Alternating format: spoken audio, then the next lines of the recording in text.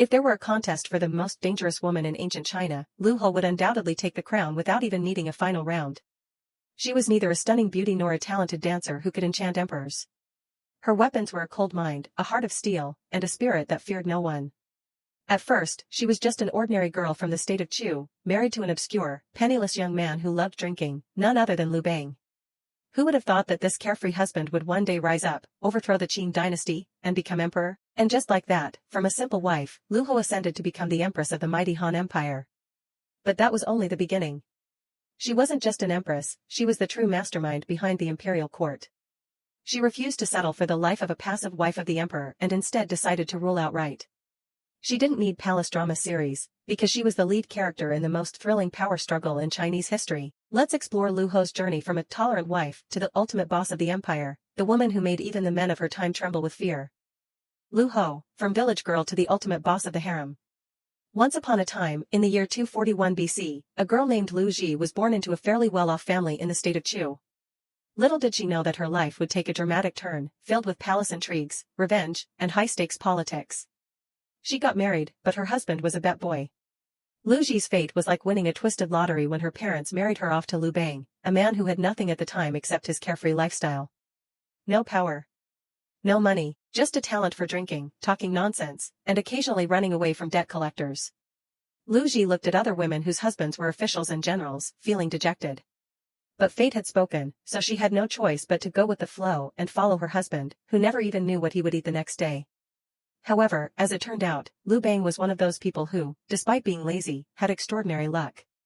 When the Qin Dynasty fell into chaos, he led a group of bandits and rose in rebellion. While other wives stayed home waiting for news of their husbands, Lu Ji rolled up her sleeves and got to work, motivating soldiers, cooking meals, and even negotiating with enemy forces. After years of struggle, fighting as fiercely as any heroine of troubled times, Liu Bang achieved victory and founded the Han Dynasty in 206 BC. And just like that, Lu Ji, once an unknown village girl, became an empress.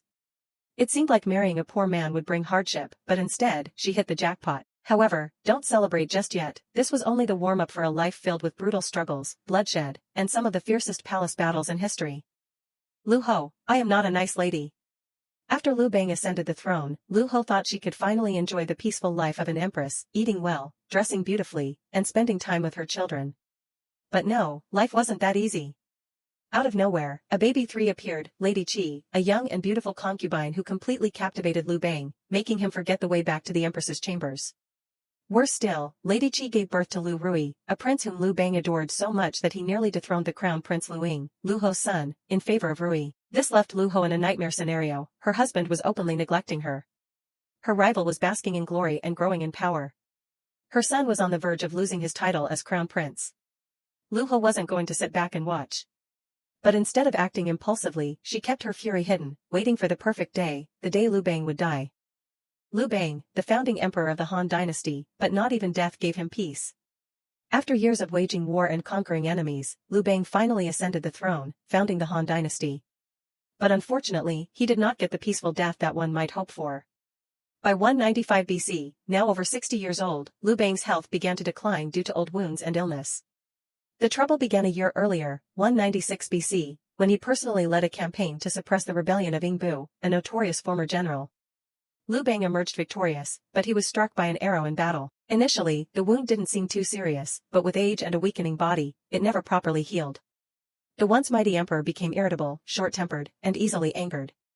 Despite the best efforts of imperial doctors, medical knowledge at the time was still primitive, and more importantly, Liu Bang didn't trust doctors. He hated taking medicine and only listened to himself, which only made his condition worse.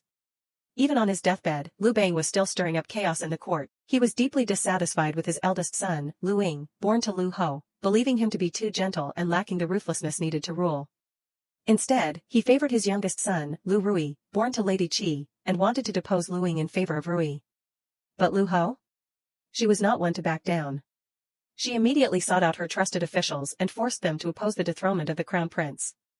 The group of ministers, led by Zhang Liang, persuaded Liu Bang that once a crown prince is established, he cannot be deposed, lest it throw the country into chaos.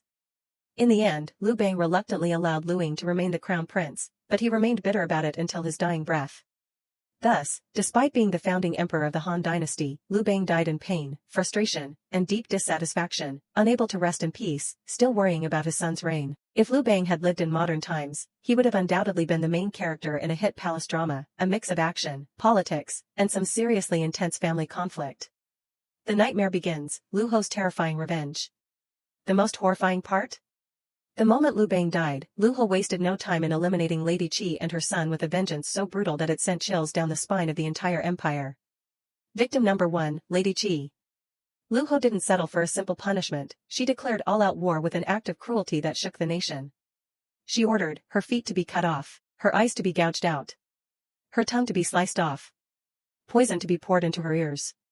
And if that wasn't horrific enough, after giving Lady Qi this gruesome makeover, Liu Ho threw her into a dark pit and called it the human swine, turning her into a helpless, mutilated creature. From that moment on, Lady Qi couldn't walk, couldn't see, couldn't speak, she could only lie there, suffering a fate worse than death. At this point, even the highest-ranking officials in the court were pale with fear, some even wept in secret, shaken by Liu Ho's unfathomable revenge. Victim number 2, Liu Rui, son of Lady Qi. Liu Ho believed in eliminating threats at the root, she couldn't allow Liu Rui to live and potentially challenge her son for the throne. So, she poisoned him.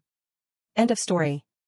And just like that, in a short span of time, the once beautiful baby 3 Lady Qi had been turned into a horrifying human swine.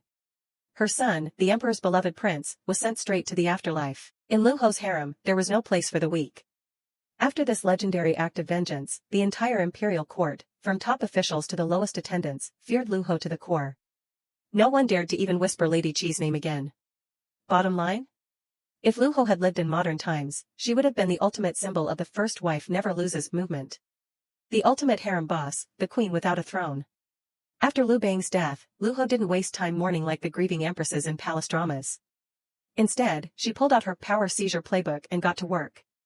She knew very well that her son, Crown Prince Liu Ying, was too soft-hearted, the kind of person who, if scolded, would just bow his head and say, "Yes, I'm sorry." With a personality like that, he was practically inviting people to overthrow him.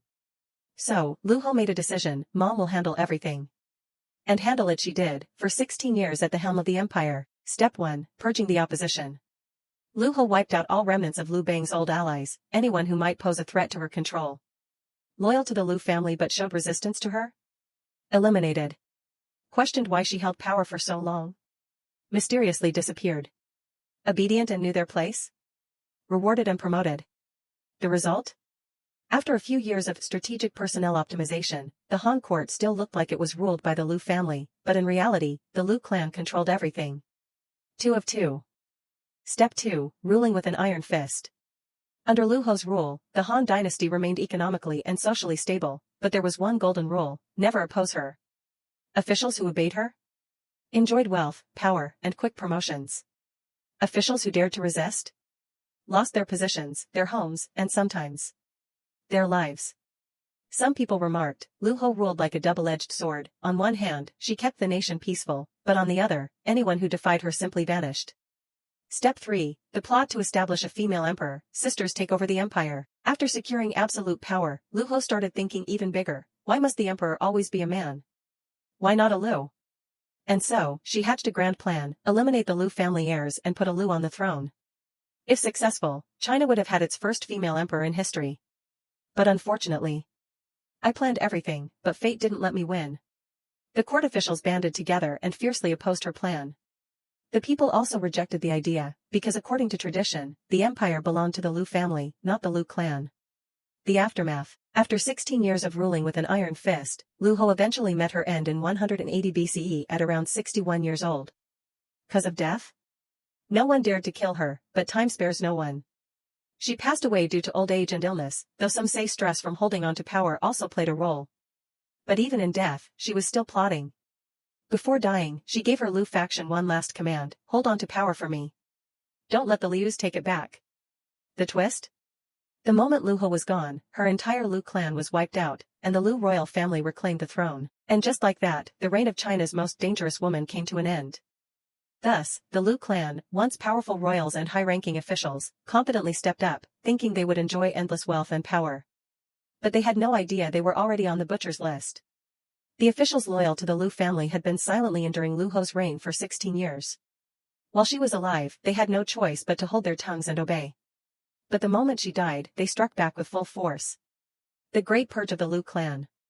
The Liu faction wasted no time. A swift and ruthless campaign was launched to eliminate every last member of the Liu clan. No mercy, no negotiations. No survivors. The once mighty Liu family, who had controlled the empire, was wiped out within months, completely erased from China's political map. Rewriting history, Liu Ho, the ultimate villain. After the Liu clan's downfall, the Han court rewrote history, painting Liu Ho as the ultimate female villain. She was labeled the most ruthless woman in Chinese history.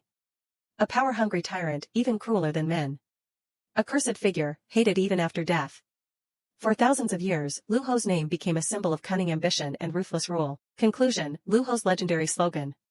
If there's one line that perfectly sums up Liu Ho, it would be, I came, I saw, I conquered. Her life was like a real-life palace drama, where she was both the screenwriter, director, and leading actress. From the wife of a peasant to the empress who ruled an empire, no one in history pulled off what she did. She controlled the empire for 16 years, outmaneuvering everyone. Even emperors had to bow to her power. Even after her death, her legacy still caused political chaos, leading to the Liu clan's downfall. Truly, she left the stage, but the drama was far from over. Whether history condemns or praises her, one fact is undeniable: Liu Ho was one of the most powerful women in ancient China. If she lived today, she would probably be the CEO of a multinational corporation or the ultimate boss of a hit Netflix series.